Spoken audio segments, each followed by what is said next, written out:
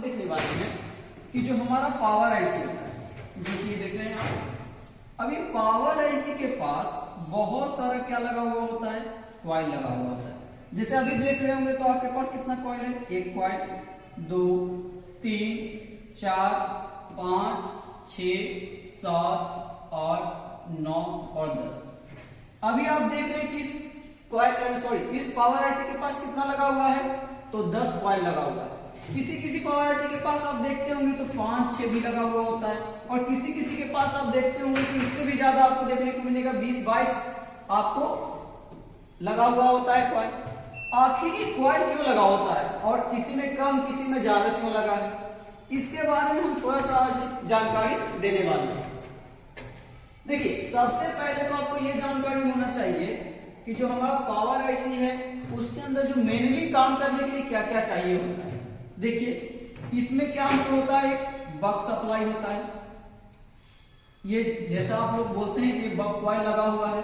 अब बक कॉइल इसलिए बोलते हैं क्योंकि ये हमें क्या चाहिए, हाई एम्पियर का वोल्टेज चाहिए होता है, इसलिए करंट चाहिए होता है। इसीलिए हमारा, अब ये सब जितने भी आप जानते होंगे, जो नॉर्मली आप लेमन भाषा में बोले तो, कि ये सारा का सारा किस में जाता है जी, सीपीयू में। लेकिन ये सारा का सारा सीपीयू में नहीं जाता है, बहुत सारा ऐसा इसमें लगा हुआ है कॉइल जो कि आपको सीपीयू में ना जाकर कहीं और भी जाता है। अभी हम उसके बारे में डिटेल बात करने वाले हैं, लेकिन अभी फिलहाल समझते हैं कि अगर हम एक नॉर्मली देख रहे हैं कि अगर पावर आईसी में देखें तो क्या क्या मिलता है। एक बक सर्किट मिलता है आपका, एक एलडीओ का होता है, और एक हाउस कीपिंग के लिए भी यूज किया जाता है। और भी सेक्शन होते हैं, लेकिन मेनली जब देखें तो ये 3 सेक्शन तो होता ही है। अभी जैसे कि मोबाइल, हम डेट के बारे में बात कर रहे हैं कि कोई मोबाइल हमारे पास डेट आता है तो हम कैसे पता करेंगे कि इसमें कितना वोल्टेज इसमें बनना चाहिए, और अगर ये नहीं बन रहा है तो क्या इशू हो सकता है। तो अभी हम लोग ये देखने वाले हैं। अभी जैसे हम देखने वाले कि हमारे पास कितना है, टोटल 10 कॉइल है जो कि बक लाइन के लिए लगा हुआ है। अब इसके डायग्राम में चलते हैं। आपका अभी देखिए क्या लगा हुआ है, MT 6359 आपका लगा हुआ है हमारे पास आईसी। अब इसके डायग्राम में चलते हैं और देखते हैं कि जो हमारे पास ये जो कॉइल लगे हुए हैं वो किस किस काम के ये लगे हुए हैं। जो हम लोग अभी पढ़ रहे थे वो उस आईसी के बारे में, जो कौन सा आईसी था हमारा, मीडियाटेक का था जी। मीडियाटेक का कौन सा आईसी था, MT 6359। ये भी हमारा क्या है, MT 6359। अब इसमें जो कॉइल लगा हुआ था वो कितना कॉइल था, पूरे 10 कॉइल लगे हुए थे। अभी हम लोग 10 कॉइल के बारे में देखते हैं। यहां पे आते हैं, सबसे पहले ऊपर में चलते हैं। पहला जो कॉइल लगा हुआ है, एक, दूसरा, तीसरा, चौथा, पांचवा, छठा, सातवां, आठवां, नौवां और ये 10वां। यानी कि 10 कॉइल जो हम लोग देख रहे थे तो लगा हुआ था आउटपुट में, वही 10 के 10 कॉइल इसमें लगा हुआ। अब बारी बारी से एक एक कॉइल के बारे में हम लोग जानकारी लेते हैं। तो सबसे पहले आप देखिएगा, तो यहाँ पे अगर आप देख रहे होंगे तो यहाँ पे क्या लिखा हुआ है हमारा, VPROC। इसका मतलब होता है वोल्टेज फॉर प्रोसेसर। अब हमारे प्रोसेसर को काम करने के लिए हाई एम्पियर की जरूरत होती है, उसके लिए ये हमारे पास कॉइल एक लगा हुआ है। अगर यहाँ पे आप देखेंगे तो ये जो देखिए, अक्सर एक और गलती क्या होता है, जैसे कि आप, ये हमारा लगा हुआ है पावर आईसी। अभी पावर आईसी के बगल में आप बहुत सारा क्या होता है, कॉइल लगा होता है। तो आप लोग क्या करते हैं, उस कॉइल को कहीं से भी लेते हैं और लगा देते हैं। उसका मतलब, कहने का मतलब, वैल्यू को आप लोग नहीं देखते, जिसके कारण क्या होता है, अगर सपोज करिए कि वहां पे 4.7 माइक्रो हेनरी का लगा हुआ था और वहां पे आप जाकर 1 हेनरी का लगा देते हैं, या इस तरीके का कुछ लगा देते हैं आप, कम वैल्यू या ज्यादा वैल्यू का, जिससे क्या होता है कि हमारा जो पावर आईसी है वो हीट होना चालू हो जाता है। और आप लोग पावर आईसी बार बार चेंज करते हैं, लेकिन आप लोग इसका वैल्यू को नहीं देखते। तो अगली बार से जब आप रिपेयर करें तो इसका वैल्यू जो कि यहाँ पे मेंशन होता है डायग्राम के अंदर, वो आप एक बार देखकर जरूर काम करें। तो चलिए सबसे पहले क्या बोल रहे थे हम, यहाँ पे जो यूज हुआ है पहला वोल्टेज, वो क्या यूज हुआ है, ये हमारा यूज हुआ है जी प्रोसेसर के लिए। तब यहाँ पे जब आप देखिएगा तो यहाँ पे जैसे ही आइएगा कॉइल के पास, तो यहाँ पे जो मेंशन किया गया है, देखिए ये कॉइल हमारा नंबर मेंशन किया गया है। आगे ये यहाँ पे देखिए कुछ कैपेसिटर लगा हुआ है, और ये यहाँ पे देखिए क्या लिखा हुआ है, कोर सीपीयू बिग कोर, यानी कि आपका जो ये है, यहाँ पर अगर आप चेक करिएगा वोल्टेज, अब चेक करेंगे तो नॉर्मली 0.6 से 1.2 के बीच में वैरी करता है। अब ये इसलिए होता है कि देखिए ये तो 1.2 तो ये कब कंज्यूम होगा, जब ये हाई परफॉर्मेंस में होगा, यानी कि पूरा सीपीयू काम कर रहा होगा। 0.6 ये बाय डिफॉल्ट वोल्टेज होता है। तो अगर आपके पास मोबाइल डेड आता है, तो अगर आप वहां पे चेक करते हैं तो 0.6 से 1.2 के बीच में अगर कोई आ रहा है तो आप उसको सही मान सकते हैं। चलिए उसके आगे देखते हैं। उसके बाद आप देखेंगे तो उसके बाद आपको फिर से आपको क्या मिलेगा, एक और मिल रहा है, किसके लिए, वोल्टेज फॉर प्रोसेसर के लिए मिल रहा है। तो ये दोनों वोल्टेज किसके लिए हो गया, प्रोसेसर के लिए आ गया। जैसे ही आप नीचे आएंगे तो यहाँ पे एक लिखा हुआ है भी कोर। भी कोर के लिए जो हमारे पास यूज हुआ है, जो भी कोर के लिए यूज हुआ है, ये हमारा क्या करता है, हमारा ये कोर वोल्टेज को एक्टिव करने के लिए यूज किया जाता है। इसका भी अगर आप वोल्टेज चेक करना चाहेंगे, देखिए ये कहां पे जा रहा है, ये भी सीपीयू के अंदर वोल्टेज कोर के नाम से जाएगा, वीडीडी कोर के नाम से। अब इसका भी वोल्टेज आप चेक करेंगे तो यहाँ पे भी आपको 0.6 से लेके 1.2 वोल्ट के बीच में देखने को मिलेगा। वहीं पे आप आते हैं हमारा, तो एक हमारा क्या है जी, वोल्टेज फॉर PUM लिखा हुआ होगा।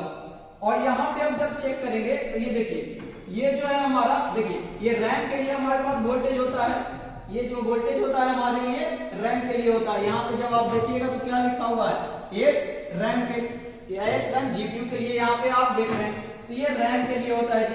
रैम के लिए जो वोल्टेज होता है वो 1.2 वोल्टेज होता है। इसके बाद आप देखिएगा तो आपके पास यहां पे मिलेगा एक और वोल्टेज,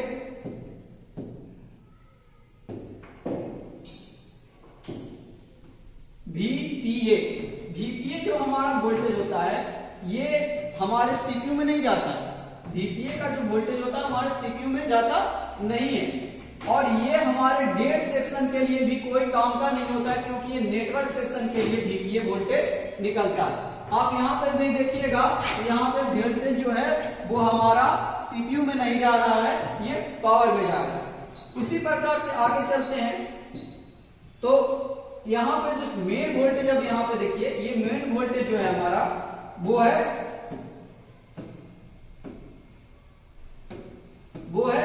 आपका, यहाँ पे देखिए जो मेन वोल्टेज हमारा जो है वो क्या है, ये VS1, मतलब S1 का जो वोल्टेज होता है, अगर आप उसको देखिएगा तो वो मिलेगा आपको 2.05 वोल्ट, जो होता है S1 का वोल्ट। ये हमारा जो क्या करता है, देखिए ये क्या करता है, ये भी हमारा सीपीयू में नहीं जाता है।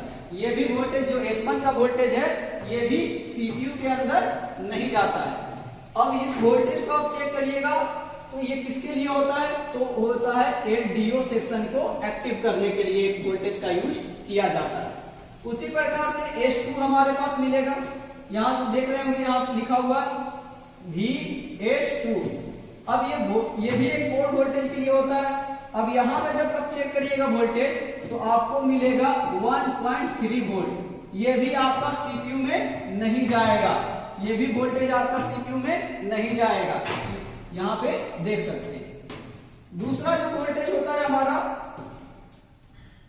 ये देखिए यहाँ पे जो है मॉडेम के लिए दिया गया वोल्टेज फॉर मॉडेम। अगर आपके पास मीडियाटेक का सेट है, अगर आपके पास मीडियाटेक का सेट है तो ये वोल्टेज फॉर मॉडेम आपको बनेगा वोल्टेज, ये वोल्टेज आपका भी बनेगा। लेकिन अगर पॉलीकॉम है तो आपका ये वोल्टेज नहीं बनेगा जब तक कि सिम नहीं लगता है। और दूसरा बात ये है कि अगर ये डेड सेक्शन में आया हुआ है हमारा मोबाइल, तो इसके बनने और वोल्टेज ना बनने से कोई भी इशू नहीं होगा। अगर ये लाइन शॉर्ट हो जाएगा अगर ये लाइन शॉर्ट हो जाएगा तो हमारा इशू आएगा मोबाइल डेड का, लेकिन अगर ये वोल्टेज नहीं मिलेगा तो इससे कोई भी इशू नहीं होगा, नेटवर्क सेक्शन का समस्या वो देखने को मिलेगा। ये हमारे मोबाइल को ऑन या ऑफ करने के लिए इफेक्ट नहीं करेगा। चलिए उसके बाद चलते हैं, हमारा जो नेक्स्ट वोल्टेज है वो है